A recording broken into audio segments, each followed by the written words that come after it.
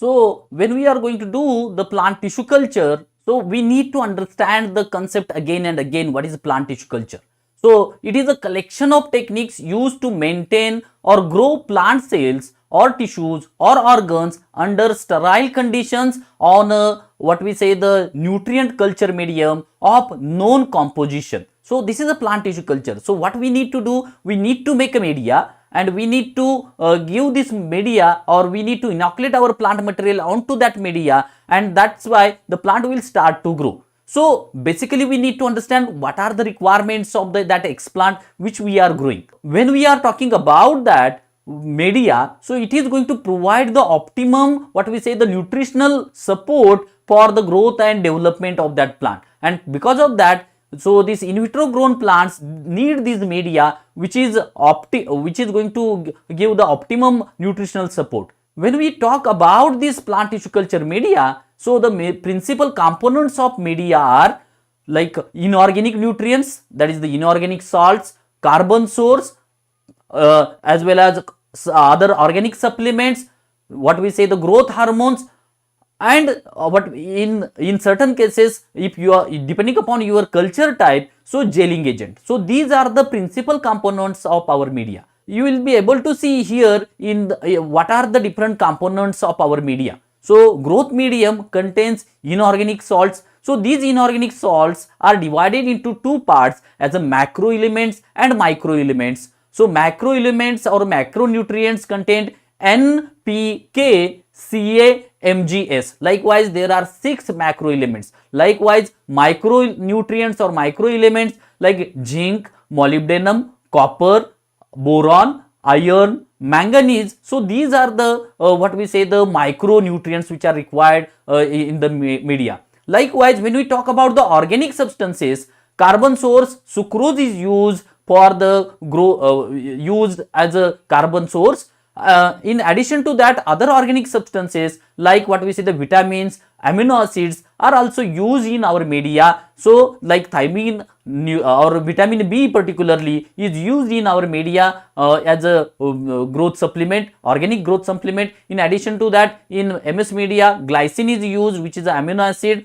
Then we also need what we say the gelling agent if it is a necessity of our culture media. If you are going to use the liquid media, then you don't need to add this to your media. And growth regulators, particularly two growth regulators are very important. Particularly when we talk about these growth regulators, auxins and cytokinins are used in the tissue culture medium. So we are going to talk about inorganic what we say the salts or the inorganic mineral elements. So what are the role of these mineral elements? We will discuss about in the next slide.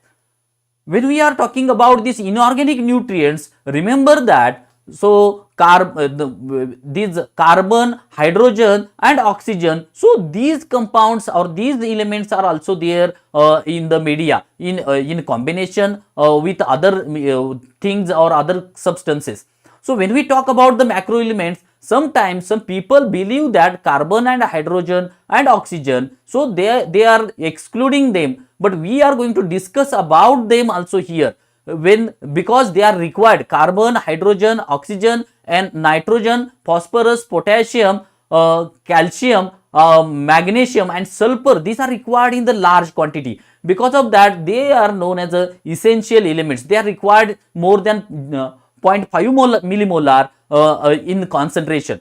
When we talk about the micro elements, so they are required in small amount. So like zinc, molybdenum, copper, iron, boron, these are the some micro elements which are required in the small amount, and they are required in less than 0.5 millimolar. We are going to discuss about the role of each of these what we say the mineral elements in detail. This picture shows what are the deficiency symptoms of many of these whatever I told you about the mineral elements. If you will see this picture, you will understand that because of the deficiency of the particular mineral element, what is going to be happen to the plant. Plant may be not able to survive or plant will die because of the deficiency of these mineral elements. So in general, if you talk about the, for example, microelement like boron, which is required even in the small quantity, so meristem necrosis will happen because of the deficiency of that. Like that, magnesium deficiency or iron deficiency or nitrogen deficiency, many times you will find that, so deficiency symptoms are what we say the senescence or chlorosis kind of the symptoms you will be able to see.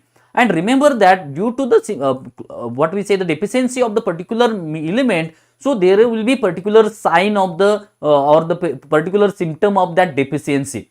For example, when we talk about the manganese, Mn and iron deficiency, intervenal chlorosis is seen. So see, this is a particular symptom. Like that, these elements are going to show the deficiency symptoms. In the next slide, we will talk about the role of the different macro elements. So when we talk about macro elements, as I already have told you, they are required in the large quantity, more than 0.5 millimolar. Now we will talk about each of these mineral elements, macro elements, which are required in the large quantity. First, we will talk about the carbon. So you know very well, carbon is a basic molecular component of all living organisms. So plants are not exception to that. So it is a part of carbohydrates, proteins, lipids and nucleic acids. So what we say the primary metabolites are there. So it is a component of that, and because of that carbon will be required. Then hydrogen is there. Along with carbon, always there is a hydrogen, which plays very important role in a metabolism. It also plays important role in a ionic balance and also act as a reducing agent. So that is the function of this hydrogen, and because of that it will be required in the large quantity. Like that, also it is going to play key role in energy relations. Likewise, oxygen, third what we say the macro element. So it is also like carbon, it occurs in all what we say the organic compounds of living organism. And because of that, these three what we say the elements, carbon, hydrogen and oxygen, so they are required in the large quantity.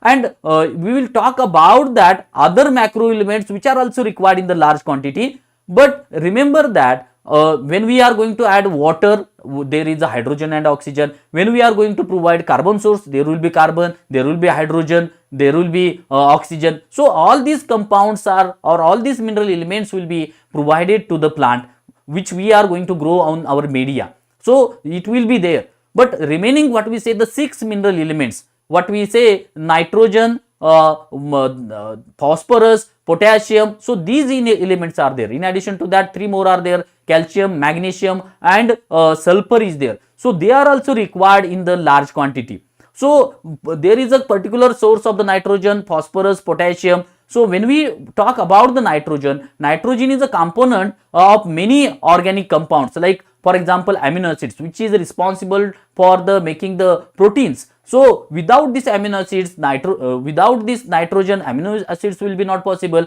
because they contain nitrogen. And if the amino acids are not formed, so the proteins will be not there, which is going to major or which is going to contribute major part of our body. So nitrogen is very important.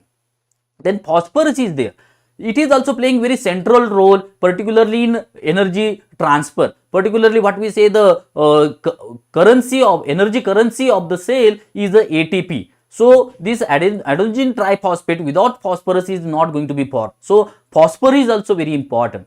Like that, potassium is also very important element, which is going to help plant in to maintain the osmotic what we say the pressure and what we say the ionic regulation. So concentration of ions will be regulated by this, or the osmotic balance will be maintained by this potassium. So this is a very important, as well as it is required as a cofactor for many different enzymatic reactions, and because of that potassium is also important what we say the mineral element, which is required in the large quantity. The calcium, so calcium is also required in the large quantity, because calcium is associated with the membrane and cell wall of the plant cells, and because of that it is required in large quantity. It is also involved in the membrane integrity, as well as it gives strength to the cell wall, and because of that calcium is also very important. Then magnesium, it is also one of the important mineral element required in the large quantity, because this magnesium is present in the center of the chlorophyll, and because chlorophyll is involved in the photosynthesis, you will understand the importance of the magnesium. Then the last element of this series, that is the macro elements, is the sulfur, which is also required in the large quantity. Like that, phosphorus, it is also involved in the plant cell energetics. Particularly if you talk about the role of the sulfur, there are certain amino acids like cysteine and methionine which contain sulfur, and without that the protein synthesis will be affected. So sulfur is also very important mineral element. So now we will talk about the micro elements which are required in the small quantity. Macro are required in the large quantity, micro are required in the small quantity. And these elements are also essential elements, remember. So they are required in the small quantity, means less than 0.5 millimolar quantity is required. So that is the concentration required by the required in the media. So first element in this series is iron. So remember, iron is very important mineral element required for the growth and development of the plant. In the nitrogen fixation, photosynthesis, electron transfer, it is required. So what we say, the different cofactors or the different type of the enzymatic complexes are there which are involved in the electron transport. Iron is present at the center of these molecules, and because of that iron is very important. For example, if we talk about the cytochrome oxidase, so you will understand the importance of the iron in the plant body. So like that, zinc is also essential element. It is present at the center of the many different type of the enzymes, as well as it is also playing important role as a cofactor in a different enzymatic reactions which are going to occur inside the plant body. So it is also important. Then manganese is there, Mn is there. So it is involved in the photosynthesis. You might be knowing, you have learned about the photosynthesis in the first year. So where you have learned about this photosynthesis, there is a manganese cluster which is involved in the what we say, the O2 is evolved, or the water is photolysis of water is going to occur. So the protein complex which is there, so which contains manganese as its center. So you will understand the importance of the manganese. When we talk about the remaining, what we say, the mineral elements like copper, which is also important micro element. It is also important component of certain enzymes which is present at the center. It is also involved in the certain metabolic reactions like cytochrome oxidase, ascorbic acid oxygenase. In these reactions it is involved. Likewise, one more mineral element known as a boron, which is involved in the carbohydrate metabolism. So this is also important micro element required for the growth and development. And the last one is the molybdenum, which is also required in the in the small quantity. So it is involved in the assimilation of the nitrogen. Nitrogen is available in the air, but plants are not able to fix it. So when we talk about the nitrogen assimilation, so this nitrogen assimilation process, during that time this molybdenum is going to play important role. So you will understand the importance of these mineral elements in the plant body. So we need to provide them. Without that the plant growth will be not possible. Another important thing about these mineral elements is that, so these all micro elements, most of them are required as a cofactor in many different type of the enzymatic reactions. So in general, all whatever the elements we have discussed like zinc, manganese, copper, iron, boron, molybdenum, they are going to function as a cofactor. So because of their presence, the what we say, the enzymatic reactions are accelerated, and because of that, so growth and development will be proper, or better growth and development will be there. So this is the function. One more thing regarding this, what we say need to talk is that, remember that we need to prepare, when you are going to prepare media, so macro elements separately you need to prepare solution, and micro elements you need to prepare separately. So we'll discuss these things in the maybe another session, but you have to remember this thing. In the micro element series, chlorine is the last element which we are going to talk about. So it is also essential for the photosynthesis and as an activator of enzymes involved in the splitting of water. As well, it is also plays important role in the osmoregulation of plants growing in saline condition, and because of that chlorine is very important. So excess amount of the chlorine may be dangerous for the plant, but some amount of the chlorine is required for the plant and plant's growth and development. So all these elements are required for their growth and development, and because of that we need to add them to our media. So these are the basic, what we say, the requirements in terms of the mineral elements for the growth and development of the plant.